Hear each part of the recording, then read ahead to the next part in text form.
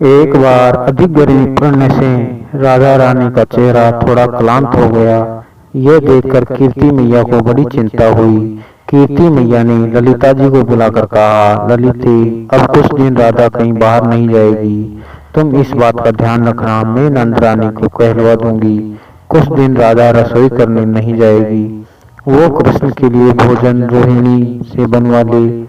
पूरा ब्रज जानता है राधा के बाद कोई अमृत तुल्य भोजन बनाता है तो वो है माता रोहिणी। और यदि यशोदा अधिक आग्रह करे तो मैं तीनों समय राधा के बनाए मिष्टान कृष्ण के लिए भिजवा दिया करूंगी। पर राधा को मैं इतनी गर्मी में रोज नंदा ले जाने नहीं दूंगी। मैया की आज्ञा कोई टाल नहीं सकती थी।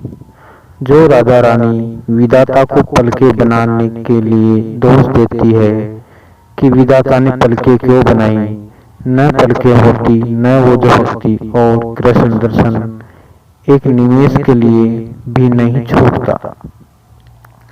वो राधा रानी श्री कृष्ण के दर्शन किए बिना कैसे रहेगी।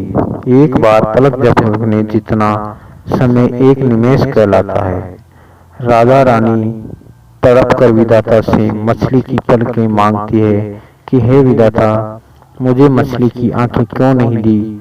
श्याम सुंदर सामने हो तो पलकें झपकाने में भी मुझे ऐसे वेदना होती है। मछली की आंख कभी भी झपकती नहीं है। ऐसी राधा रानी श्री कृष्ण को देखे बिना कुछ दिन तो क्या कुछ घंटे भी कैसे बिताएगी। ये सोचकर सखियां व्याकुल है। कृष्ण विरह से राधा रानी का शरीर जल रहा है।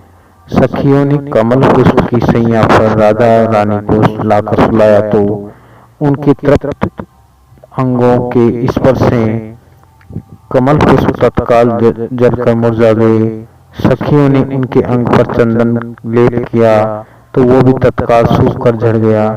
कमल पत्तों को गीला कर पंखा करना चाहा तो राधा रानी के विरह ताप से पत्ते मुरझा गए। राधा रानी ये विरह व्यथा ज्यादा देर न सह सकी, वो मूर्छित हो गई।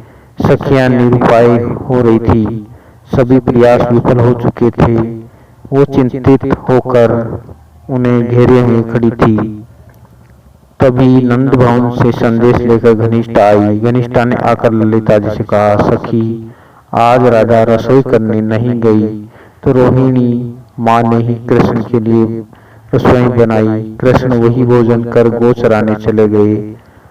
पर आज कृष्ण ने कितने अनमने भाव से भोजन किया, ये सब हमने देखा। यशोदा माँ ने चिंतित होकर मुझे यहाँ भेजा है कि मैं राधा से कुछ मिष्टान बनवा लाऊं ताकि गोचारण से लौटकर कृष्ण प्रसन्न मन से भोजन करे।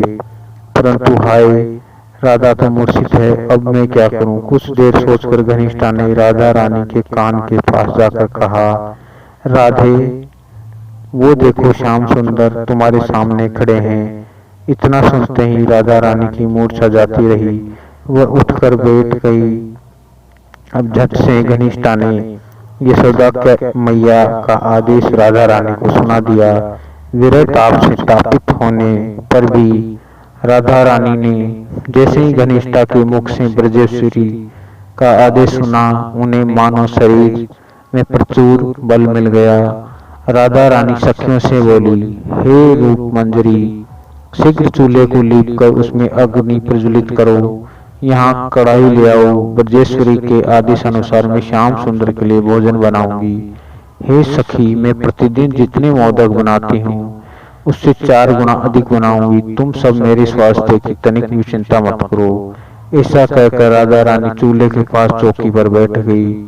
ये माँ आश्चर्य सखियां देख रही है।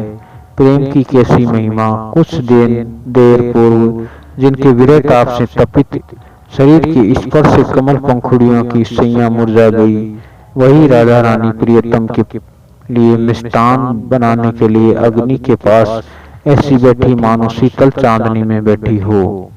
धन्य प्रेम प्रियतम सुख के लिए आज अग्नि उनके शरीर को महाशीतल कर रही है। उत्तम प्रेम का कैसा अचिंत्य प्रभाव। राधा रानी की प्रसन्नता, उनका चौगुना उत्साह देख ललिता जी कीर्ति मैया को बुला लाई और बोली, मैया, आप देख रही है ब्रजेश्वरी की आज्ञा पालन में राधा रानी का कैसा उत्साह है। ये सब मैया यशोदा के वात्सल्य प्रेम का प्रभाव है।